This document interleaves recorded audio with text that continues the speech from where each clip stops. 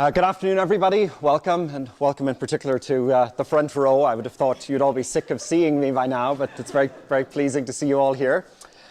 So, a couple of years ago, I was doing directed reading with 3 students, Anna, Ben, and Kira, and they decided to go off campus for their senior year. They rented an apartment. They actually got a very nice deal on a 3-bedroom apartment in Castle Point for $1,200 a month. And the reason I know about this, and I know even the floor plan of the apartment they got, was that shortly after they signed the lease, Kira came to me and she said, "We have a problem. The problem is that Castle Point expect $1,200 a month, and they don't care where it comes from. So we, between the 3 of us, have to decide what rent for each of these 3 rooms and who gets the 3 rooms. And the thing is, we're friends. And we know that this could cause some acrimony, especially if somebody gets assigned a room and they look at somebody else's room and say, I would rather have that room at the rent that they're paying than the room that I have at the rent that I'm paying. And of course, the problem is that these 3 rooms are wildly different.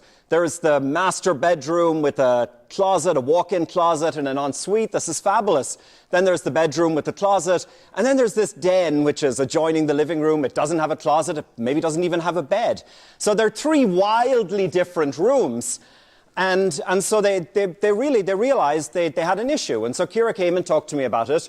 And we talked about it for a while, and we realized that the essence of their problem was that with the 3 of them, with their personal preferences, with their idiosyncrasies, their irrationalities, they had to figure out, was there a division of the rent between the 3 rooms so that faced with that division, each of them would pick a different room. And so no one would be looking at another room and saying, oh, I wish I had had that room for that rent. So they had tried a fairly obvious strategy. They said, what if we just split the rent 400, 400, 400? And it turns out that Anna and Kira were both keen on the master bedroom at $400. Ben was quite happy to take the smaller bedroom with the closet for $400. But this is going to lead to envy, because whoever gets the den, whether it's Anna or Kira, is going to be envious of the other one. So then they thought, OK, let's up the rent of the master bedroom to try and drive one of these out. So they upped the rent to $600 and dropped the den to $250, but it turns out that that attracted both Kira and Ben, and now the middle bedroom was left unoccupied. So then they said, okay, how about we bring up the rent of the middle bedroom a little bit, or bring down the rent of the middle bedroom a little bit, bring up the rent of the den in the studio. And suddenly, all 3 of them wanted the $300 room in the middle. So they really realized that they had a problem. And when Kira told me about this, I realized that this was a difficult problem, because with $1,200, if you're to think about all the different ways you can distribute $1,200 rent among 3 rooms, there's about 700,000 different ways up to the nearest dollar. Even if you only care about up to the nearest $5, there's something like 80,000 different ways of doing that. And if you even spend half a minute on each one trying to decide what the allocation is for that particular distribution of rent, it could literally take you 24 hours of continuous work to see if you could reach an equitable conclusion. And the trouble is, you don't even know in advance, is there going to be an equitable conclusion? So I like this problem. This sounded like a mathematical problem that had some very nice practical application. So I said, I'm going to think about this. And I did what is the first thing that many mathematicians do when they're thinking about a new research problem, which is I found that my pointer wasn't working. I went online and I checked, has someone else already worked on this problem? And I discovered that, yes, it didn't take me long to do a Google search and discover there's even a Wikipedia page for this problem. And the second hit on Google was to a beautiful paper written in 1999 by a mathematician named Francis Su from Harvey Mudd College, in which he describes in the first paragraph almost exactly the question that Kira had brought to me, that she and Ben and Anna had faced. And so what I hope to do in the course of this talk is tell you about this solution that Francis Su came up with to this problem of how do you take a resource and divide it among a group of people so that everybody is happy with the slice of the resource that they get. Well, I'm not going to directly tackle head-on the problem of just dividing up rent. I'm going to start slowly. And what I'm going to start with is I'm going to drop down to 2 people. Let's just think about Anna and Ben. Let's forget about Kira for a moment. She'll come back into the picture. And I'm not going to talk about dividing up rent. I'm going to talk about a similar sounding problem that is subtly different. It is the problem of cutting up a cake. Now, the difference between cutting up a cake and dividing out rent is that everybody loves cake, so everybody's going to be going for the biggest slice they can get. And everybody hates rent, so everybody's going to be going for the lowest rent they can find. That doesn't make much of a difference when there's only 2 people, but we'll see that it makes a huge difference when there are 3 people. So I'm going to talk about the problem of Anna and Ben sharing a cake. Now, you all know how you go about sharing a cake. There's the classic algorithm, I cut, and then you choose. If I'm confident that I can cut the cake into 2 equal pieces, then I'm going to be confident that whichever piece you pick, I will have at least half the cake. But of course, that doesn't work here, because the problem is not trying to divide the cake into 2 equal pieces. The problem is trying to divide the cake into 2 pieces that both people will be happy with. And people have idiosyncratic tastes. Some people really like blueberries and might be very attracted to a piece that has a lot of blueberries. Some people really, really hate blueberries and might be attracted to a piece that has more strawberries.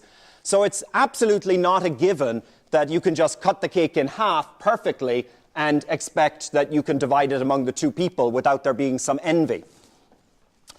Now, to think about this problem of cake cutting, I'm going to need to make a couple of assumptions. And I hope you won't think that these are overly restrictive assumptions. The first assumption I'm going to make is that Anna and Ben are both hungry. And practically what this means is that they will each accept some cake in favor of no cake. Now, this isn't a perfectly tenable assumption because, for example, I love olives and my wife hates olives. So if we were presented, my wife and I, with a cake made entirely of olives, she would much rather have no cake than even a sliver of the cake. However, this is a nice cake. It's got no nasty things in it, and so it's quite reasonable to assume that anyone would want some of this cake as opposed to none of the cake. The other assumption I'm going to make is that there is some unit of cake, which I'll call a crumb, that Anna and Ben are not going to fight over. They're grown-up people. They're not going to have a hissy fit over Anna gets her slice of cake and she says, well, I'm okay with this slice of cake, but if I got even 1 crumb from Ben, then I really would be happy with this cake. She's not going to fight over a crumb. This, again, might be an untenable assumption if you're dealing with 5-year-olds, but if you're dealing with grown-up Anna and Ben, this is actually quite reasonable. So here's how we're going to go about trying to find a division of the cake. I'm going to be the mediator. I'm going to be the one who's cutting the cake. So I'm wielding the knife. And what I'm going to do is I'm going to cut the cake vertically, and the green line will represent the cut. And the cut is going to divide the cake into 2 pieces, a blue side and a red side. And I can cut anywhere along the cake. So, for example, I could cut right here. And if I did, the blue side would be empty. There would be no cake. And the red side would be the entire cake.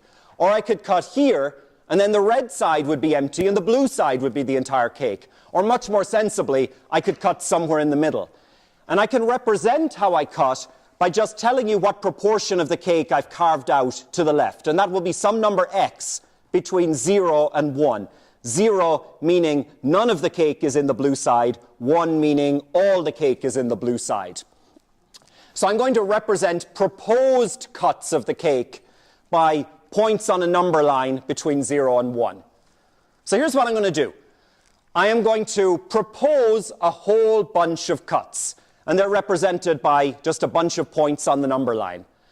And I'm going to assign ownership to each of the proposed cuts. And I'm going to assign the ownership alternately. Anna, Ben, Anna, Ben, Anna, Ben, Anna, Ben, Anna, Ben. And now what I'm going to do is I'm going to go through each of these proposed cuts, and I'm going to query the owner of that cut. If this was the actual cut, which of the 2 slices would you prefer? So maybe this is what happens. Anna, of course, will prefer the red slice if this is my proposed cut, because she's hungry. Ben will, of course, prefer the blue slice if this is the proposed cut, because he's hungry. But in the middle, you can't be sure, because of the personal idiosyncrasies of Anna and Ben. You don't know them, I know them. They're strange sometimes. So what's going to happen here? What's going to happen is I've taken the points that I've proposed as cuts, and I have colored them red or blue, depending on whether the owner of that point wanted the blue slice or wanted the red slice. And what I'm going to claim is that if I can find any pair of consecutive proposed cuts where the color flips from blue to red, then in the middle of that interval, I can find a good cut that will satisfy the conditions that no one is envious. Well, not quite. What I need to do is I need to make my mesh of proposed cuts so dense that any two proposed cuts really differ by no more than a crumb. And if I do that, then let's look at this proposed cut here. If I give Ben the blue slice, Ben will say, well, maybe that's not what I wanted, but it differs from no more than a crumb from a slice that I would have wanted, so I'm going to be happy with it. And I give Anna the red slice, and she's going to say, maybe that's not what I wanted, but it differs by no more than a crumb from a red slice that I would have been happy with. So if I can find this change of color between 2 points that are close enough, then I will have found an envy-free division. And there will be a change of color, because the colors start red and end blue, and you can't start red and end blue without at some point changing color. Actually, something more is true. If you change color, then you've got an interval that goes from blue to blue, which means if you change color again, then suddenly you're looking at an interval that goes from red to blue, which means you have to change color again. And so, in fact, not only will there be a certain change of color along this mesh, there will be an odd number of changes of color. It's a very surprising fact in mathematics that very often the way we show that there exists something is not to show that there is one of them, but to show that there's an odd number of them. And if there's an odd number of them, well, then there can't be zero of them. And this might seem like a really nonsense way to think, but this observation that there are an odd number of changes as you move along the line is going to be incredibly important in a few minutes. So there's a little problem with this algorithm that I've described, which is that to make this mesh fine enough, I'm going to have to propose a lot of cuts, and it's going to take a long time to query all of them.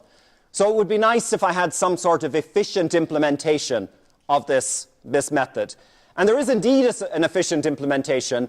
If you're of a computer science leaning, you'll be very familiar with the idea of repeated bisection.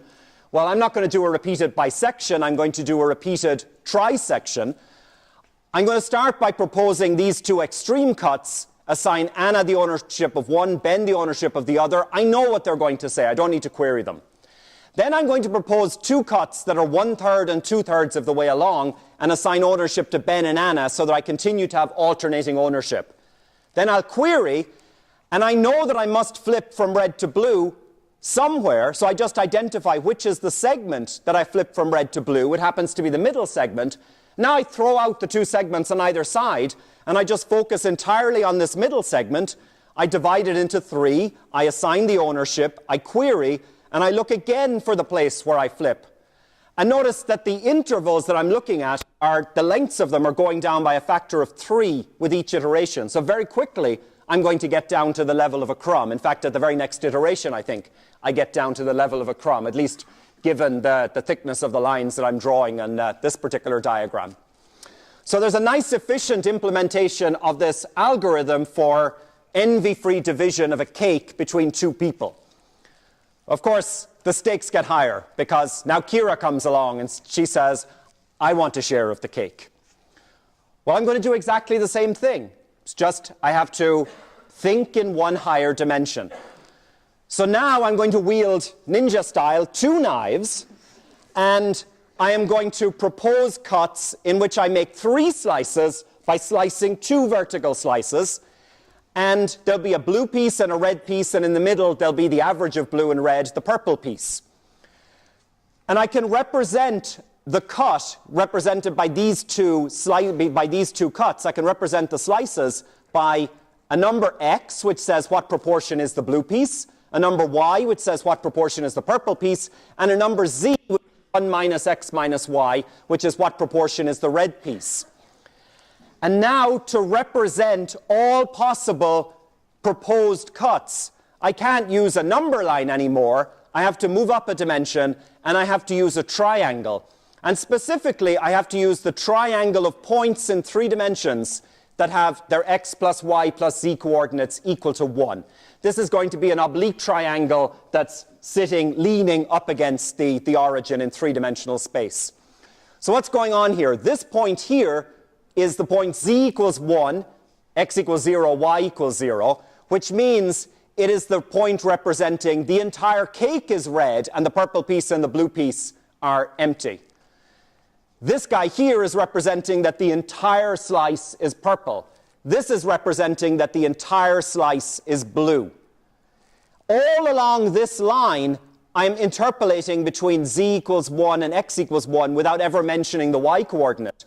This line represents all the points where the y coordinate is equal to 0. What does that mean in the picture? That means that there is no purple piece, so I'm actually holding the two knives flush together, and I'm only creating two slices, one of which I'm calling blue, the other I'm calling red. A point like this, well, it's got x coordinates something like 1/10, it's got y coordinate 35%, it's got z coordinate 45%, so it represents 10% of the cake being the blue piece, 35% the purple piece, 45% the red piece. You can toggle back and forth between the triangle and a particular cut. So now I'm going to play the proposed cuts game.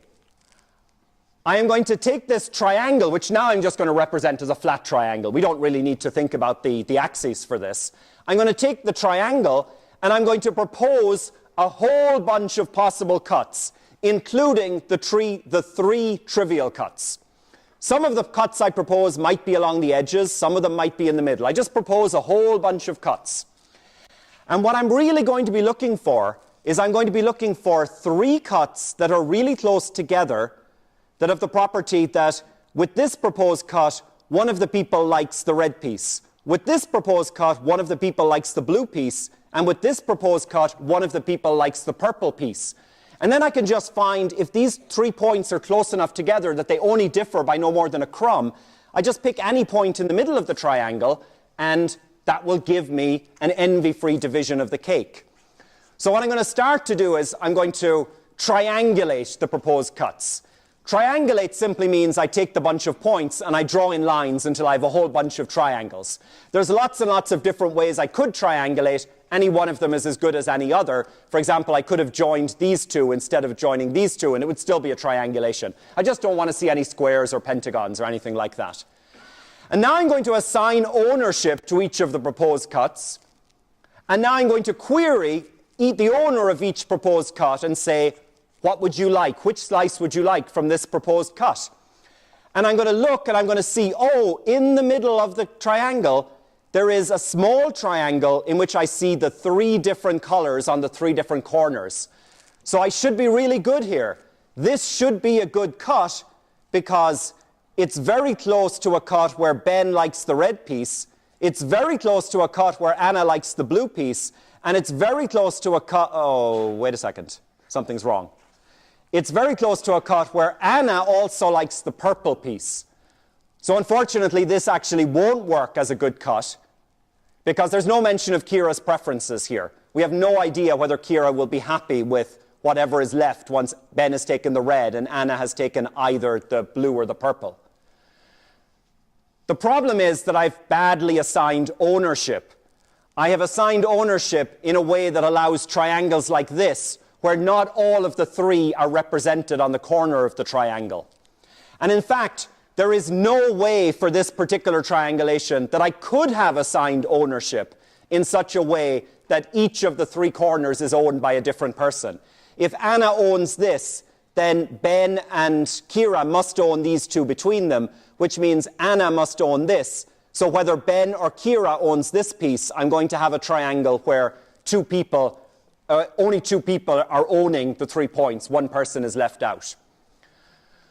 So the first thing I need to do to make this work is to use a triangulation where every triangle has one corner owned by each of A, B, and C. And it turns out there's an easy way to do that. So what I can do is I can start by assigning ownership to Anna, Ben, and Kira of the 3 big corners. And then I can just do a bisection. And I need to assign ownership to C here, B here, and A here in order to be able to make sure that every one of these 4 small triangles has an A, a B, and a C. And I definitely can do that. Well, you're looking at it. I can do it. But now I can repeat this, because now I can just look at each of these 4 small triangles and I can do exactly the same thing. I can make a smaller triangle in the center and assign ownership in just the right way that every triangle is owned by, well, if you look at its 3 corners, there's 3 different people involved in the ownership. So these are the triangulations that I'm going to be working with. I'm going to be proposing a whole mesh of cuts that are of this form, and it's going to be a fine enough mesh that these triangles, although they look quite big in this picture, are actually small enough that on the 3 corners, the 3 proposed cuts only differ by a crumb. But now there is the second problem, the much more serious problem. How do I know that there is going to be a little triangle inside which has 3 different colors on its 3 different corners? Well, I'm going to spend the next few minutes convincing you that this will always be possible, not just for my special triangulation, but for any triangulation whatsoever. So what I'm going to do is I'm going to imagine that this here is the floor plan of a very funky art museum. These are all the rooms of the art museum, and this is the area outside, the plaza outside. Now, this is a strange art museum because at the moment it doesn't have any doors. There's no way of moving from room to room. So I'm going to go in and I'm going to build some doors. Here's how I'm going to build doors. Every time I see an edge which is joining a red vertex to a blue vertex, I'm going to introduce a door at that point. So this is what happens when I knock through all the doors in this art gallery. There'll be some rooms that have 0 doors because they don't have a red-blue edge. There will be some rooms, perhaps, that have only 1 door. To have only 1 door means, well, you need to have a red and a blue. That gives you 1 door. The 3rd vertex has to be purple in order for you not to introduce a 2nd door. So having 1 door in a room is exactly what I'm looking for. I'm looking for red, purple, and blue on the 3 vertices of the triangle. There will also be some rooms which have 2 doors. There won't be any room which has 3 doors. Because in order to have 3 doors, well, to have 2 doors, I need some picture like this, but then the 3rd edge will simply not be a door. So that means rooms have either 0, 1, or 2 doors, and 1 door is exactly the thing I'm looking for. There's one other room in this art gallery that I haven't mentioned. I vaguely mentioned it, and that is the plaza outside. The plaza outside also has some doors. Those are the doors that take you into the gallery. Now, how many doors are there? Well, look at this edge. This is the edge where all the points are colored red or blue. This is the only place where doors can appear. And doors will appear because this point is colored red and this point is colored blue, which means at some point there has to be a flip. This is exactly what happened when we were dividing the cake among 2 people. There is a door. In fact, there are an odd number of doors, because if I flip from blue to red, then if I flip from red to blue, if ever I flip from blue to red later on, I'm going to have to flip again from red to blue. So not just there will be 1 door from the outside world into the gallery, there will be an odd number of doors. And you're about to see why that's important. I'm about to say the only piece of mathematics that I'm going to use in this talk. I'm going to use an incredibly powerful fact of mathematics, one that probably took the first people who thought about numbers about 5 minutes to come up with. That fact is, let's count up how many doors there are. Well, I don't know if I can count how many doors there are, but what I can do is I can assign to each room a number, which is the number of doors in that room. If I add up all of those numbers, I'm going to have to get an even number as an answer. And the reason is that every door gets counted twice when I add up. This door here gets counted once for this room. It also gets counted once for this room. This door here gets counted once for this room and once for this room. This door here gets counted once for this room and once for the outside world. So if I add up the numbers in all the rooms, I get a number which is even. One of the numbers I added up is odd. That's the number of doors out to the outside world. If one of the numbers is odd, then a second number also has to be odd, because you can't add a bunch of numbers, only one of which is odd, and get an even answer. Because you add all the evens, you get an even, and then you add the one odd, suddenly you're odd. And so that tells me that inside here, there has to be at least one room with an odd number of doors, but the only odd number of doors inside a room is 1. And that's exactly what I was looking for, a room with 1 door. If I was going to talk about moving this up to 4 people, 5 people, 6 people, I ought to make the observation that actually I can conclude that there are an odd number of rooms that have 1 door, just as there are an odd number of doors along this edge. But since I won't be saying much about that, I won't make that observation. So all of this is a famous result from topology called Sperner's lemma. Let me tell you what Sperner's lemma is. Sperner's lemma says, triangulate a triangle, color the points so that the corner... No, this is nonsense. Sperner's lemma says exactly what we've just been doing. It says if you take a triangle and you put a bunch of points in the triangle, including the corners of the triangle, and you color those points so that you use different colors on the corners of the triangle, so that along each edge you only use the colors that appear at the 2 endpoints. So along here you only use blue and red, along here you only use red and purple, and along here you only use blue and purple. And then you color the guys in the middle any which way you want. And then you go ahead and triangulate. There will always be a small triangle inside which sees all 3 colors. And we've proven this. I've explained to you exactly how you can prove Sperner simply by counting the number of doors over all the rooms and making some observation about odds and evens. If I had started this talk by telling you, here is Sperner's lemma from topology, everyone would have just stood up and walked out. Because this is completely unmotivated. There is absolutely no reason on earth why you would think that something as contrived as this could ever be useful. Well, we've seen that it comes up very, very naturally in this problem of division of a resource. But it comes up in a lot of other areas. Francis Su made his observations in 1999. Sperner proved his lemma in 1930. Obviously, he wasn't thinking about fair division and rental harmony. He was thinking about something called a fixed point theorem, Brouwer's fixed point theorem. And this is a key step in a good proof of this very important result from topology. It's also a key step in a wonderful result called Monsky's theorem, which answers the question, if you take a unit square, for which numbers n is it possible to divide the unit square up into n equal area triangles? I'm not going to tell you the answer because it's fun to think about it and try and figure out what might be the answer. The proof that the answer is correct is quite difficult, but this forms a key step in the proof. So this is, strange as it may look and contrived as the setup may look, this is an incredibly natural and very important piece of mathematics. It's also one that's remarkably simple to prove. Okay, so 3 people. Well, there are more than 3 people in the world.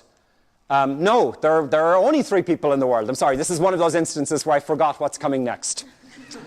I do want to spend a few minutes addressing the question, can I implement this search for the good proposed cut efficiently?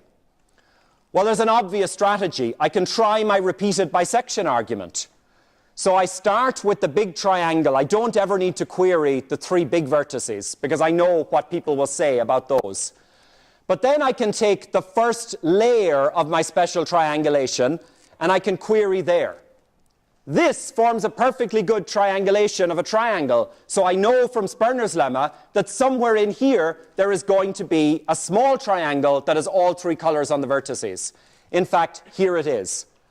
So now I can say, let's throw out the rest of the triangle, And let's just focus on this triangle here. Let me bisect that triangle or trisect that triangle and query and continue.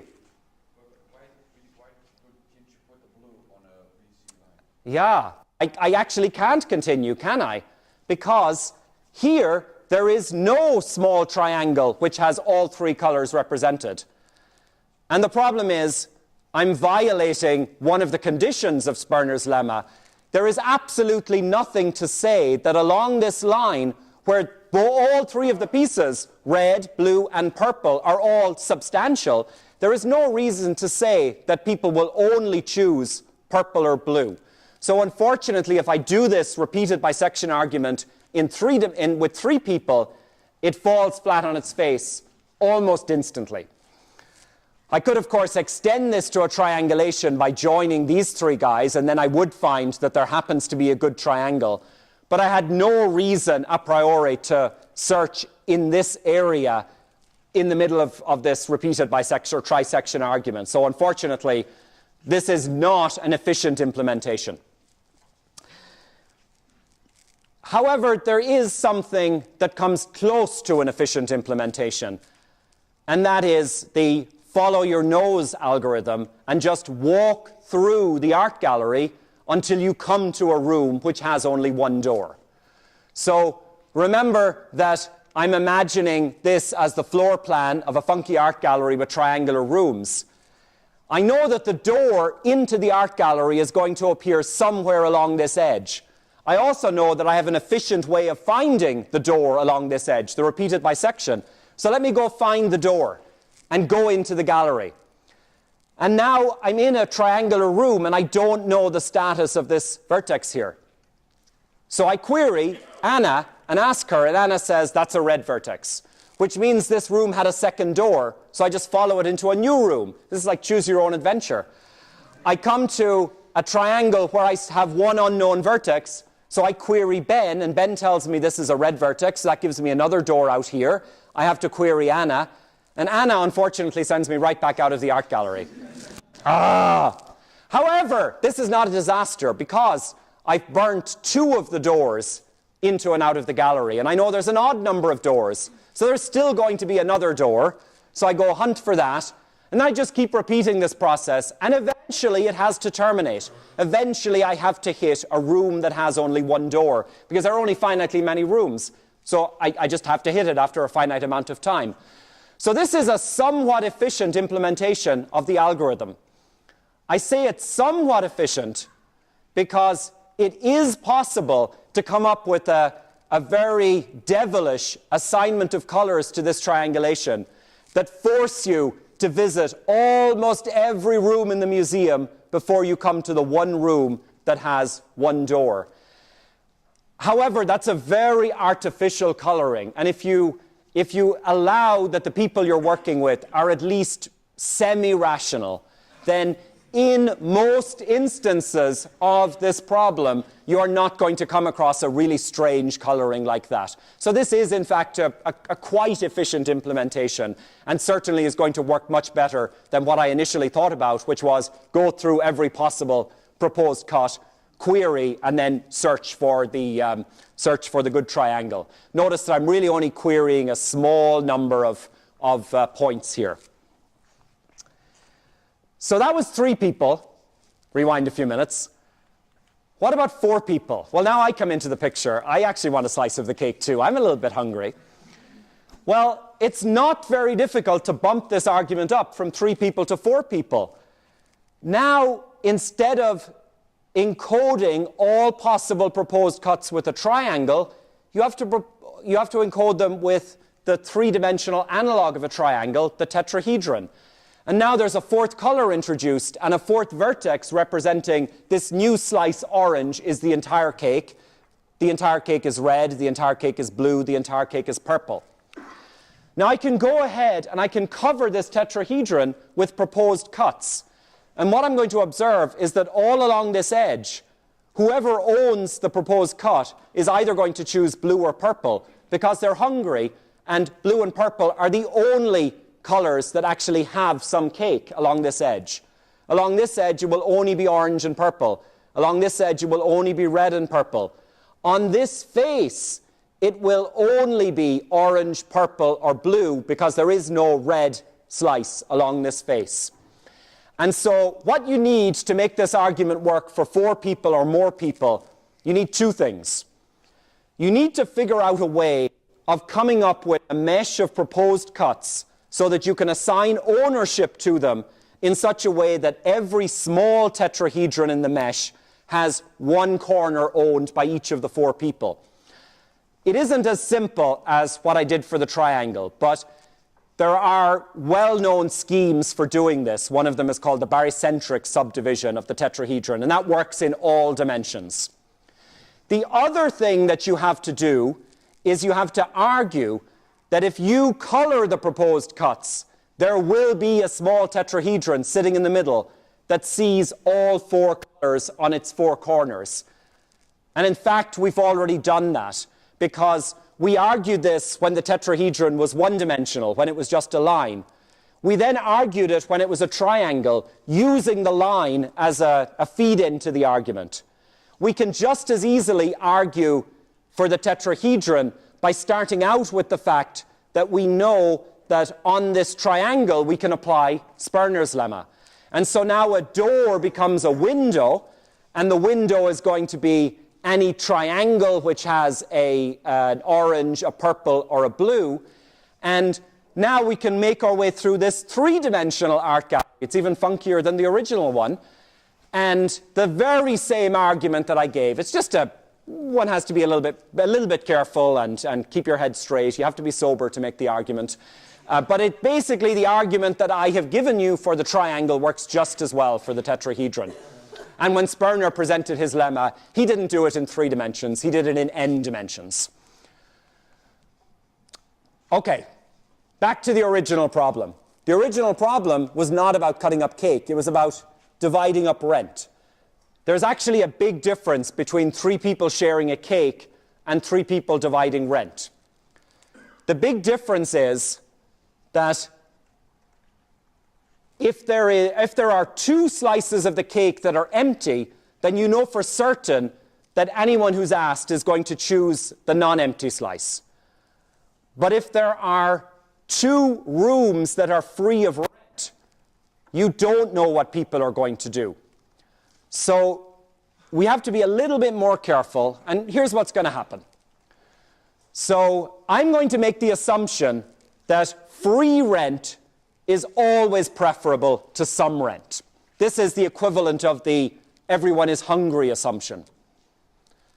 Unfortunately, this is a completely bogus assumption, because you could have this distribution of rent, and nobody in their right mind would choose the den for $0 when they could have the master bedroom for $5. That's $60 a year. It's just nobody would make that choice. So it is completely untenable to assume that a free room is better than a room that you have to pay for. Unfortunately, that means that the argument just doesn't work.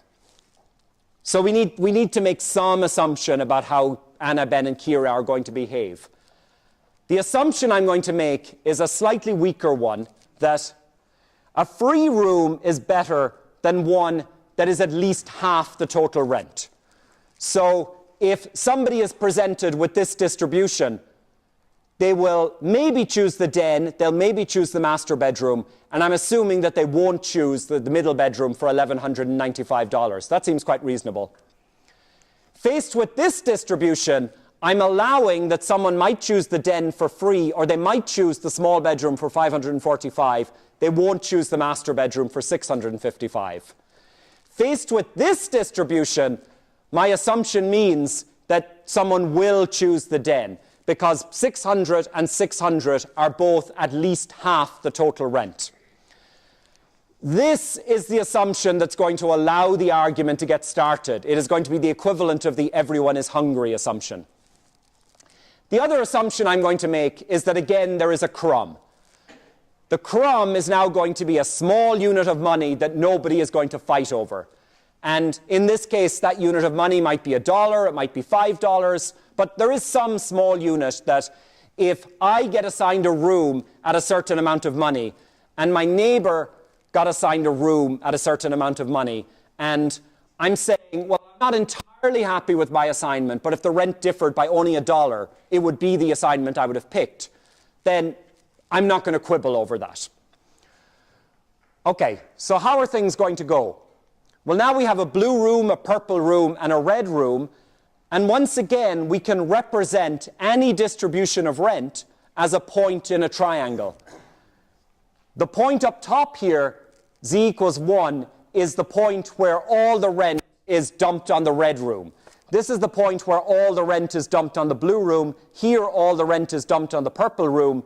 Here, we interpolate between the red room and the purple room without ever assigning any rent to the blue room.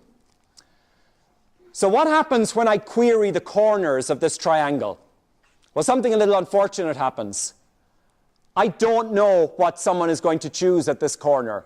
They will either choose the free blue room or the free purple room, but I can't tell which. Similarly, at these two corners, I can't tell what these people are going to choose. I can tell up to 2 colors, but I can't tell for definite. That seems like a problem. It seems like I can't apply any of these Sperner ideas. However, there are still 3 special points in this triangle. They're the midpoints of the edges. This point here represents blue room is free, purple and red room are both $600. And my assumption is that in those conditions, someone will always pick the free room, the blue room. Similarly, someone will always pick the purple room at this point. Someone will always pick the red room at this point. And moreover, if I look at this stretch of the boundary, this is the stretch of the boundary where the rent on the blue room is more than half the total. And that means anywhere along here, there are some free rooms available, and so I know that along here the blue room will never get chosen, which means I know that everything along here is either purple or red, everything along here is either purple or blue, and everything along here is either blue or red. And suddenly I'm golden, because I have the boundary of the triangle colored with 3 special vertices that are 3 special colors, and on the intervals between those special colors, I only see the 2 colors that appear on either end of the interval. So if I'm doing my door argument, I know there has to be a door into the gallery somewhere along this part of the triangle. And in fact, there has to be an odd number of doors, and the whole argument can go through exactly as it went through before. So this turns out to be a quite well-known piece of mathematics. I know that my esteemed colleague hadn't heard of it until I proposed that I talk about it today. But it is quite well known. You can search for it online and you'll get a lot of information about it. And actually quite recently, it was featured in the New York Times. There was a lovely story that fully described this whole process. And actually it did a little bit better than fully describing the process. It implemented the process. So if you just Google New York Times fair rent division, anything that looks like that, you will very quickly come to a page where you're allowed to enter what the rent is, enter how many people you have, enter the roommates' names. For example, Anna, Ben, and Kira. And the rooms in the apartment they're the red room, there's the blue room, and there's the purple room. I've cleverly disguised my typo in typing red. And now I can start the division. And what's going to happen in this division calculator is that it will start proposing cuts. So it will say, Kira, it's up to you. Would you take the red room for 300, the blue room for 600, or the purple room for 300? And Kira says, I'd take the purple room. So then it will say, okay, Ben, what would you do in this particular case? And Ben says, I'll take the blue room. So Kira, in that case, what would you do in this case? And Kira says, I'll take the purple room. And it will go on like this. And basically what it's doing is it's implementing a version of the go through the museum algorithm to try and come to a small room where each of the 3 points in the room are so close to each other that none of the 3 people are going to quibble. and it's a room where at each of the 3 points, the 3 owners would each choose a different room. So you can have a lot of fun with this. I want to mention also that this is not just an idle curiosity, but this is in fact an active research area in mathematics. You can see why, because I'm talking about cutting up a cake, but what I'm really talking about is dividing up a desirable resource. And this is one of the problems that economics is interested in. How do you divide up a resource? And when I talk about rent, I'm not talking about allocating rent to people. I am talking about dividing up some unpleasant responsibility. And that's another interesting aspect of economics. How do you go about divvying up an absolute social responsibility, but doing it in a fair way? So there are a lot of mathematicians who are still exploring this particular problem. In fact, only a couple of weeks ago, I saw on the math preprint server that someone has just uploaded a paper on achieving rental harmony with a secretive roommate. So what they're doing is they're considering a problem where you have a bunch of roommates and one of them is playing his cards close to his chest and is not really willing to fully divulge his or her preferences. And this paper addresses how you can still implement variance of this algorithm in this particular case. So I think I've come to the point where I need to dole out credits. So the first credit is to Forrest Simmons, who in 1980 realized that you could use Sperner's lemma to divide up a cake among a bunch of people in an envy-free way.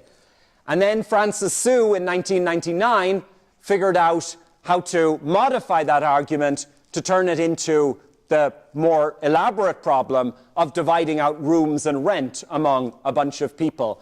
But of course, the main credit goes to Emanuel Sperner, who back in 1930 proved Sperner's lemma. Let me end by saying that I pointed Anna, Ben, and Kira to the New York Times app, and they actually went ahead and they sat down one afternoon and did it.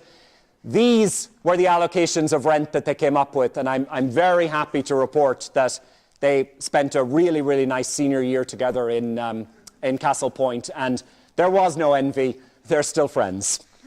Math to the rescue. Thank you very much.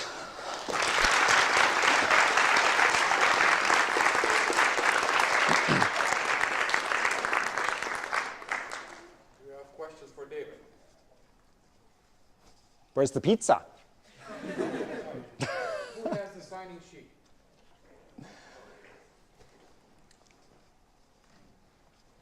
So I will be outside eating pizza, so please come and talk to me if you have any questions.